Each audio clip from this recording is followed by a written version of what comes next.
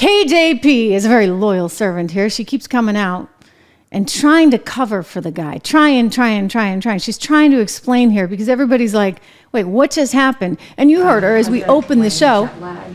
She had this view that somehow, really, it was just about jet lag. I mean, my gosh. I think in addition to the 2 major trips, he was also continued to do his presidential duties. He worked late in doing that, and he also prepared for the debate. And on top of that, there was obviously the jet lag, as you just asked about, and also he had a cold.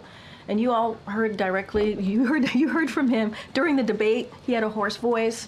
Many of you reached out to me and my team and some other members of the White House. Okay, we got it. So he had a cold and he had jet lag. Of course, wasn't it like a week and a couple days since he had last traveled? I mean, does jet lag last that long, guys? I don't think so. Not for most people, not to mention if you do have a cold, you don't wind up at the Waffle House after shaking hands and talking to people some more now, do you? You don't wind up in another rally the very next day, and yet that's what he's been doing. Apparently, she's willing to take the fall on this one, though, because one smart reporter from CNN, incidentally, said, hey, you didn't say that yesterday. Why are you saying it today? Listen. I did want to follow up on what Sungmin brought up, I think others as well. You did get numerous questions yesterday about the president's debate performance. You didn't mention the travel, the jet lag, the foreign trip. So I think you can understand why it was a little bit puzzling to hear the president mentioning that as his explanation for the first time last night. Can you clarify whether when you took the podium yesterday, did you not know that was a major And I want to say factor? that is my bad. Definitely part of the explanation of what had occurred. I did know that. I did know that. But we were so focused. I was so focused on the cold, and that's what I kind of leaned into and talked about. But yes, his schedule did have something to do with it. It was the schedule and the cold, and I was aware of that yesterday. I mean, it's bad when you're like, okay, let me see what else I can come up with. They're not buying the cold thing. Let me just go with the schedule thing, right? It was jet lag. Surely it was jet lag. Gosh, KJP, you keep telling yourself that. And just to reference back to what she said yesterday, and reporters are pounding her, really, really pounding her, because we all know what we saw, okay? That was not a cheap fake. 50 million plus Americans saw the debate last Thursday. They get a very different story from you. You just described a very different sounding president. Obviously, other administration officials describe him very differently than what people saw. How do you reconcile those 2 versions of a president? One who appeared the way they did to millions of people, and the other who appears always to be, sort of very forceful and not have any of those. I mean, look, the president spoke to this. You heard me speak to this. We believe, and others have said this, not just me, other folks who have been on networks and also obviously has spoken to all of you, it was a 90-minute debate. You can't make it 90 minutes. It was a bad night. That's what we believe it to be. We're not taking away what people saw. We're just not. That is want to be very better clear not, about because that. we're not going to buy that. We want to also make sure people understand that the president realizes. I keep saying this over and over again. He said he's not as young as he used to be, and he has addressed this over and over and over again. But you saw him last night, right? You saw him last night. You saw him at the rally. You saw him at the watch parties. There's been many instances. State of the Union. You saw him take on Republicans by himself.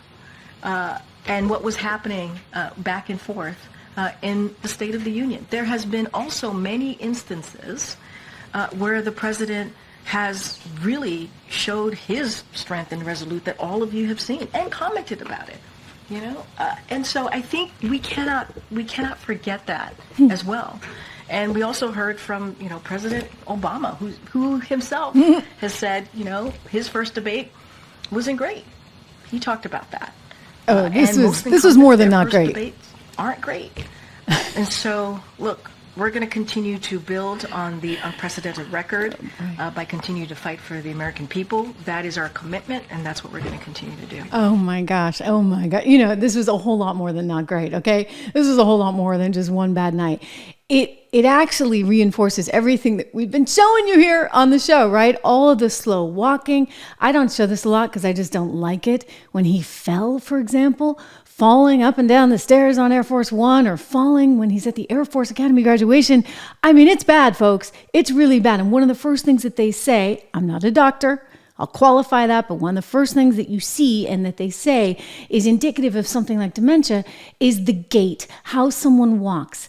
And you see how slowly he's moving. And then clearly we saw it on display for everyone, 51 million people, to see how slow he thinks right about now. And yet KJP and everybody else around him, his surrogates that are sent out with their marching orders, are like, no, he's fine, totally fine. Well, you know what?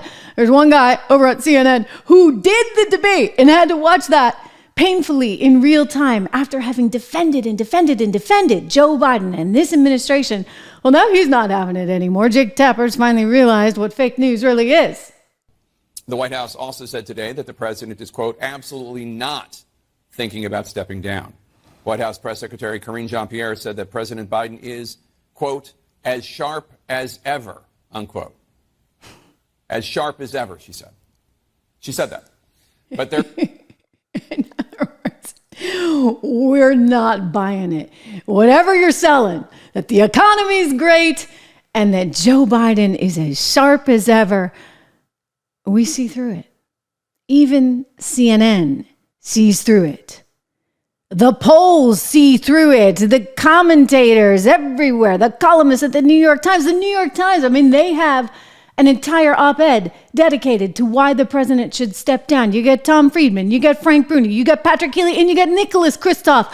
President Biden, it is time to drop out. These are competitive people. These are people that want to win. And they know that they can't because they got, shall we say, not the best horse in this race. But you know what's kind of weird about it all? Why the heck didn't they figure this one out earlier? I mean, really, I wonder, because there was ample opportunity to deal with this months ago. I talked about it like years ago. All right. It was very clear that Joe Biden was not going to be able to win a second term. So why wouldn't you as a party start having those conversations? Apparently they couldn't. And so instead of admitting reality, they said, no, this is all on you. This is all on you. This is just a bunch of cheap fakes. I mean, I'm sorry. But this is no longer a cheap fake. By the way, if you're wondering what it is, a cheap fake is any unedited video of Joe Biden's cognitive decline that the Biden administration does not want you to see. That's a new meme making the rounds, which I just think is hysterical. It is so true. They're telling you, oh, the economy is great. By the way, subscribe to the show, subscribe to the channel, hit like, make a comment, share. We're doing this live, so I'm going to get to all of your comments in just a moment. Again, I can see them in real time, but this is a team that cannot lie anymore, and they've lied about everything. That's what ticks me off. I mean, look, again, my background is in finance, right? I'm a financial reporter, have been my entire career. I started off on Wall Street, and I'm really offended when they try and sit there and tell me that inflation is not a problem. I actually read an article a couple years ago in the New York Times where they talked about how wages were going up under Joe Biden. I'm like, wait a second. They're not going up. Not real wages anyway, but apparently no one in the New York Times thought it was pertinent or necessary to talk about real wages being adjusted for inflation. Because you see, if inflation's going up this much and wages are only going up this much and they're not adjusted for inflation, then guess what? Wages are actually going down in real terms. And so when I look at the news cycle, when I look at the markets, when I look at the economy, it's through this set of eyes. In fact, I approach politics through this economic sphere, if you would. You know, one of the things I wanted to do for so long is to create a platform for you guys to be able to see through, if you would, the noise that's out there when it comes to investing. And I know a lot of you are saying, oh, Trish, I don't have any money to invest. I can't really think about that. And I'm here to tell you, you know what, you've got to right now. And if it's just $2 a week or $5 a week, I don't care what it is. Because when you look at the upside that we've had, some 1,000% over the last decade or so, in the S&P. I mean, you look at the upside that we have had in this market, you're not going to get that anywhere else. And I'm not promising that it's going to be higher next month or next year, but I am telling you, there are ways to allocate for risk. And it's one of the things that we try and do at 76 Research with our model portfolios, which is why we have more of a risk-on portfolio. That would be the resilience portfolio. We have something for inflation protection, and we have an income builder portfolio. Take a look at all of these, you guys. 76research.com. I'm really happy because it's Independence Day. And I said to Rob, my colleague, my co-founder there at 76 Research, I said, we need something to get more people in the door because it's important. It's the one thing I can do really for you. You've done so much for me. So it's to give back in some way. We have an introductory price of $1 a month for the first couple of months. It then goes to $9.95. It's the best $9.95 you're ever going to spend because we're there to kind of help you. You invest on your own. We're not investing for you, but we're giving you our sense and sensibility of where things are heading. And specifically when it comes to the model portfolios, where you should be putting your money in 10 to 15 stocks.